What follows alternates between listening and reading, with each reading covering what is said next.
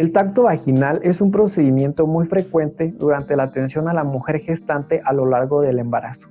Además, es una importante técnica diagnóstica para verificar el comienzo y la evolución del trabajo de parto. Es importante recordar que el número de tactos y el cuidado de su realización influye en la incidencia de la infección materna y neonatal. Muchos estudios demuestran que el tacto vaginal es un potencial factor de riesgo para el desarrollo de una infección amniótica puerperal o neonatal. Es por eso que es esencial su correcta realización. La vagina contiene una flora bacteriana que es inocua en ella, pero que por los mecanismos de arrastre puede transportar bacterias hacia el cérvix y hacia el útero. Es por eso que el tacto vaginal se considera un procedimiento séptico. Es realizado por personal experto con manos limpias, guantes, y primeramente es importante hacerlo bajo el consentimiento de la paciente. Muy bien, ahora pasemos a hacer la exploración. Vamos a hacer el tacto vaginal con un modelo. Vamos a hacer una simulación. Ya revisamos la historia clínica, ya evaluamos el riesgo de hacer el tacto, ya hicimos un lavado clínico de manos, nos colocamos guantes e informamos a la mujer sobre la técnica y cuál es su utilidad. Podemos utilizar lubricante, lo cual puede facilitar la exploración y también puede disminuir el dolor lo más posible. Y también es importante colocar a la paciente en posición ginecológica para la revisión. Previo a la introducción podemos revisar los genitales externos, podemos dar una inspección en busca de anormalidades. Y bueno, ¿cómo va a ser la introducción? Vamos a utilizar los dedos pulgar e índice. Primero podemos ir separando con el dedo pulgar y el índice los labios mayores y menores para entreabrir el introito vaginal. Vamos a insertar el índice y los dedos índice y medio bien lubricados de la mano dominante en la vagina hasta que toque el cérvix. Los dedos los vamos a introducir rígidos, unidos, deprimiendo el perine hacia abajo. Esto es importante porque si tocamos el área superior, que es la uretra y la vejiga, el área superior es de alta sensibilidad y eso puede molestar muchísimo a la paciente. Es por eso que introducimos la mano con la muñeca recta y el codo ligeramente hacia abajo, deprimiendo el periné hacia abajo. Reconocemos el relieve de la vagina, los músculos elevadores del ano y la integridad del periné hasta contactar con el cuello uterino. Es importante recordar que la posición de la mano entra en forma vertical, no puede entrar en forma horizontal. Entra en forma vertical y también hay que recordar la forma en la que la vagina está dispuesta, que es atrás, abajo, arriba. Entonces entramos atrás, abajo, arriba y posteriormente, una vez que hayamos encontrado el cérvix, giramos. Giramos en forma supina, nunca en prono. Giramos en forma supina y esto nos da la posibilidad de hacer una apertura sin ejercer presión, sin ejercer mucha fuerza.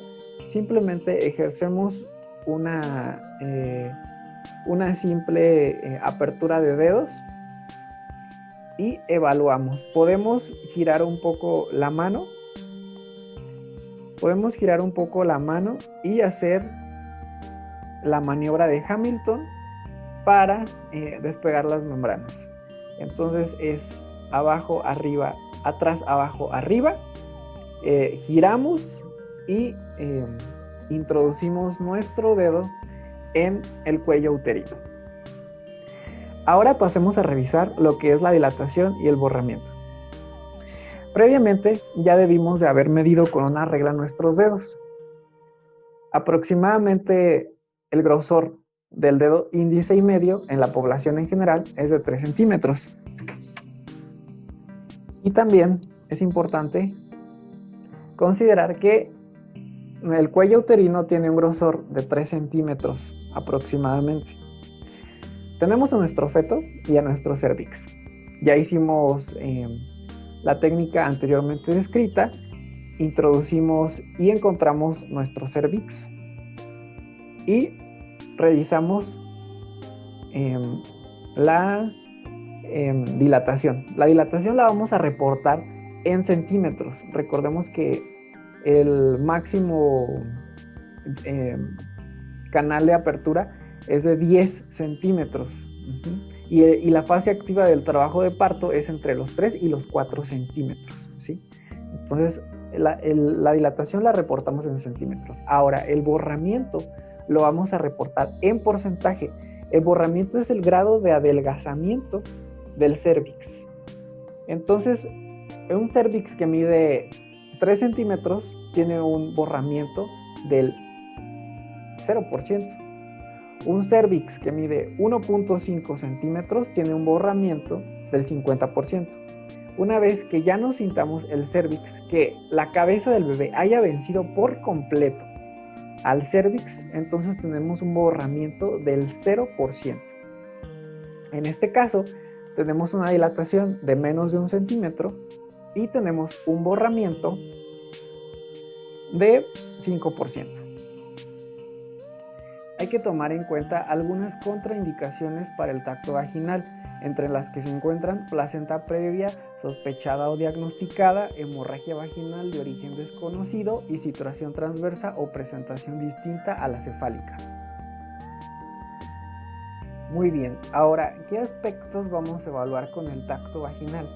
Vamos a dividir en 3 grandes rubros. El primero es el cérvix, que está compuesto por 4 puntos: la dilatación y el borramiento, que ya comentamos anteriormente, la consistencia, que es básicamente si el cérvix es duro como la nariz o blando como el lóbulo de la oreja, y la posición, que generalmente es posterior y a medida que va evolucionando el trabajo de parto se hace central y al final anterior.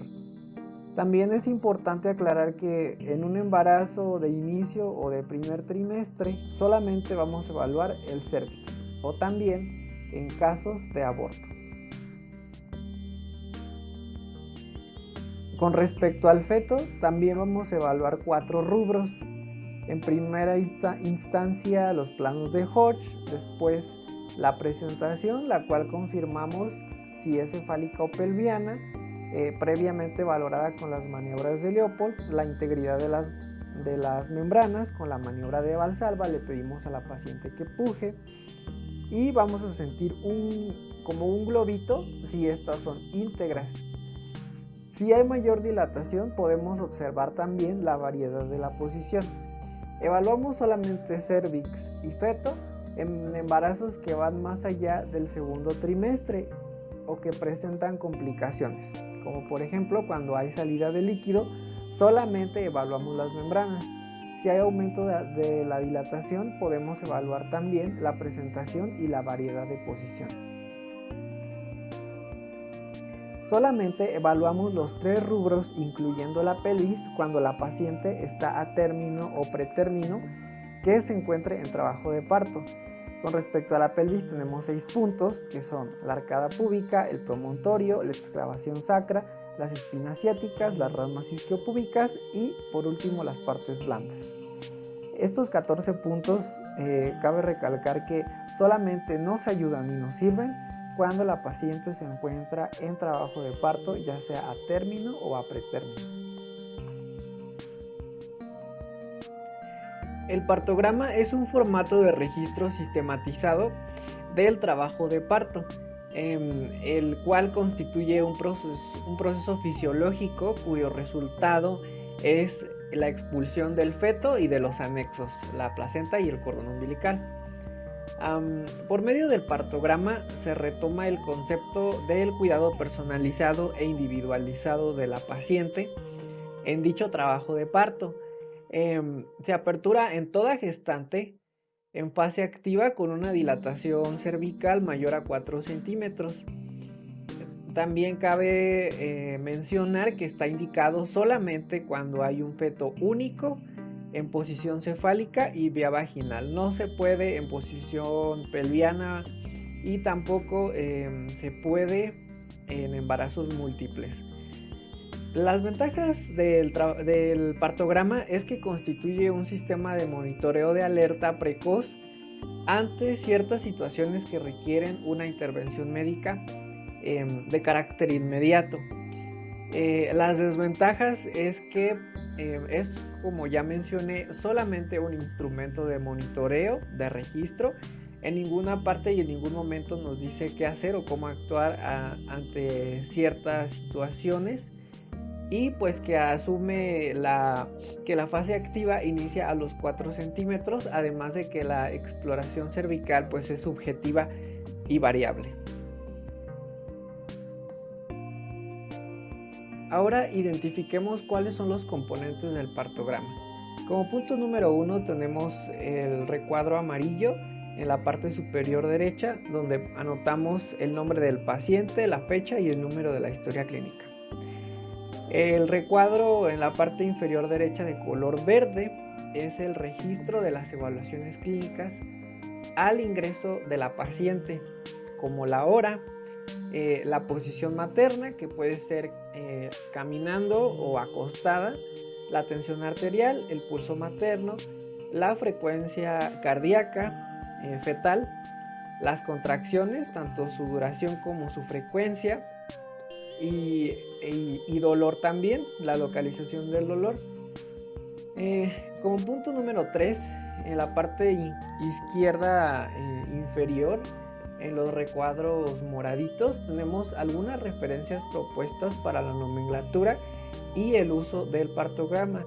Incluye los planos pélvicos de Hodge, la dilatación, la rotura de membranas, la intensidad de la contracción y su localización, la frecuencia cardíaca y la posición materna. Como puntero número 4, el recuadro azul, que es donde viene la gráfica. Esta gráfica es donde vamos a graficar la curva de dilatación cervical y también la curva de alerta y del descenso de la cabeza fetal. Solamente se inicia la gráfica cuando la paciente ya está en trabajo de parto. Como número 5, en la parte inferior de la gráfica, no sé si se alcance a ver, probablemente sí, probablemente no, se encuentran las horas de registro del trabajo activo de parto, desde las 0 horas hasta las 14, y vienen divididos, cada hora es un segmento y cada segmento viene dividido en 4 porciones, cada una de 15 minutos. Debajo viene otro recuadro que es donde se anota la hora real a la cual están ocurriendo los diferentes sucesos. En medio de la gráfica podemos ver que hay otra línea. Esta línea es una línea de base a partir de donde se van a anotar las curvas de alerta. Como número 7 tenemos en la parte superior izquierda este recuadro negro, que es donde viene la tabla de valores para la construcción de las curvas de alerta. Se eligen de acuerdo a su posición, si es vertical o horizontal, a su paridad, si es multípara o nulípara, y también la integridad de las membranas. Entonces estos valores nos van a ayudar para ir construyendo nuestra curva de alerta. Para construir la curva de alerta se determina el punto de partida sobre la línea base, la línea que está dentro del recuadro rojo, y se buscan los tiempos en la parte superior izquierda para construirla.